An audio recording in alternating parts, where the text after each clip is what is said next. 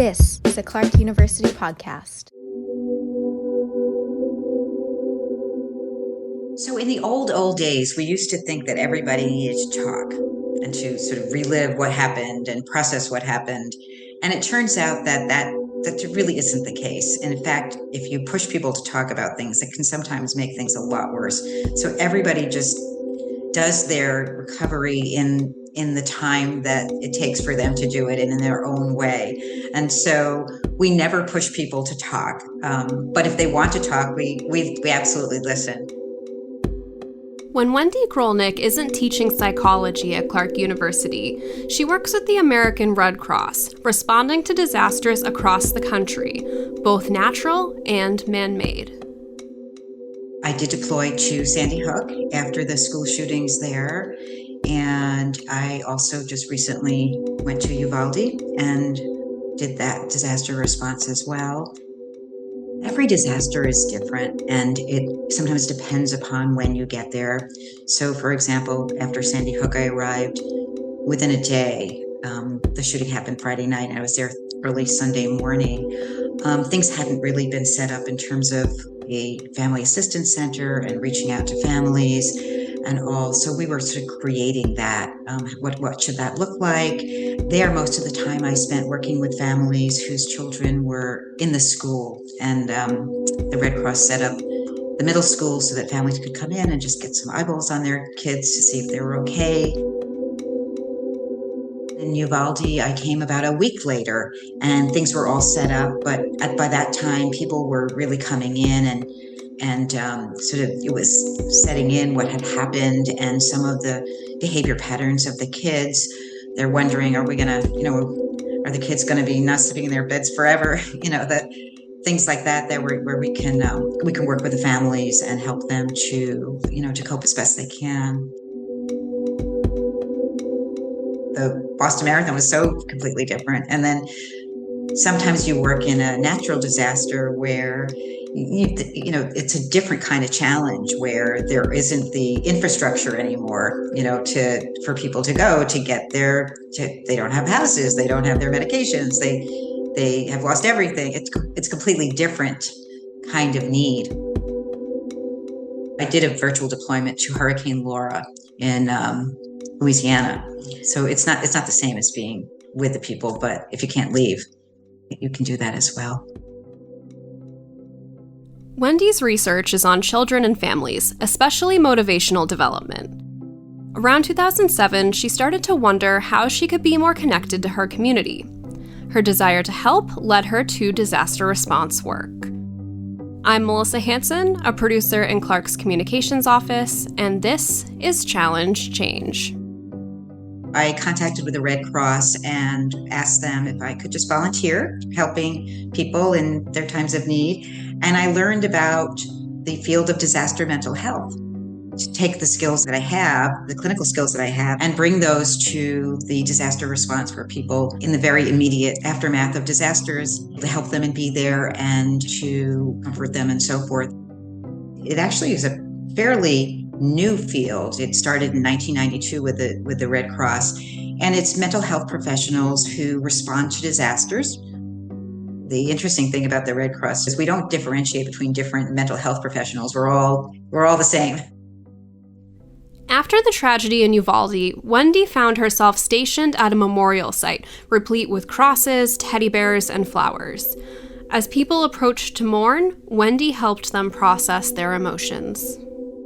You had people visiting from all over the country, people driving 10 hours to pay their respects, bringing their children, to model compassion, and a lot of people coming to the funerals who then stopped at the sites who were, struggling. So helping people there. We had a family assistance center also where anyone could come, and we did intakes on the people that came and to sort of assessing their needs and figuring out how we could help them and assigning mental health support. At the very beginning, it's a little bit chaotic in terms of what's going on, and you might be dealing with the people who are most, directly affected.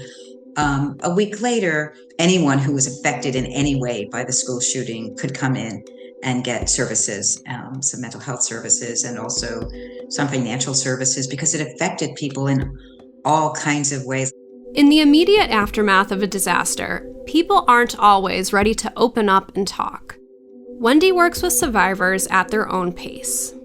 We have this idea when people are stressed, they fight or flee, right? But they also freeze. A lot of times people just feel they're so overwhelmed, they just don't know what to do next.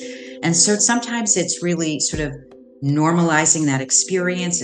It's completely normal and understandable to feel frozen, and then helping them to sort of take little baby steps to say, what are you going to do tomorrow? What's one thing you could do during the day? Or helping them to deal with the feelings that they have through relaxation or breathing. Or we have a lot of things in our toolboxes that we take out as they're needed. I and the Red Cross have the philosophy that people are resilient. Sometimes people forget that they have a whole repertoire that they've used before. You'll go to a fire sometimes and people are with you in the emergency response vehicle and they're upset and alone, and you say, is there someone you want to call? Is there a friend that could come by or that you'd want to speak to? And they don't think of that. And then the person comes and says, why didn't you call me?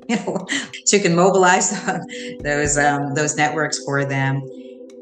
One of our hopes is that the mental health workers in a national disaster or local disaster will help the people to prevent post-traumatic stress disorder. We can get them the resources they need and help them to cope in ways that it doesn't develop further. So we're trying to play a preventive role as well. For Wendy, memories linger once she returns home. She'll think about the people she has helped, but she also takes time to rest and refuel. In some ways, it's harder to leave than it is to come. When you're there, you're in your helping mode and you're just doing what needs to be done, supporting each other. When you come home, you really feel that you've left people and there's so much more to do, so many more ways to help. You really do have to be cognizant of your situation and self-care. When you are considering going on to one of these operations, being deployed to one of these operations, there's a lot of interviewing that you have to go through. For a mass shooting like Uvalde, I talked to the head of mental health at the national level, who interviewed me and made sure I was in a good place to do this, and then our local Western Mass response people. And so there's a whole set of questions that need to be asked, and you have to really, I think, look yourself in the face and say, is this a good time for me to go? I mean, if you're sort of worried about what's going on at home, you're not going to be focused on the work. Wendy has been at Clark for more than 30 years. Before she started responding to disasters, she dove deep into researching how children and families can best function. That expertise has helped at disaster scenes. I'm a parenting researcher, and I do a lot of work looking at how parents can help their kids be motivated in school and for, other things. And we talk a lot about, for example, the importance of structure and, having clear rules and guidelines and routines and things like that. And so, for example, in the aftermath of these disasters, having, consistent routine again becomes really important. And that's backed up by this research that we've been doing for a lot of years, for example. And so it gives a little empirical evidence to some of the things that we do. We also, in our lab, study what we call autonomy support.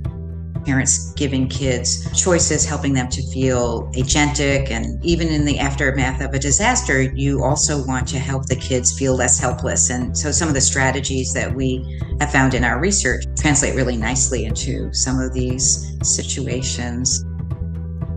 We always tell parents that kids will take their cues from them. So, there's something called social referencing. Even babies will see something and they turn to their parents like, is that okay?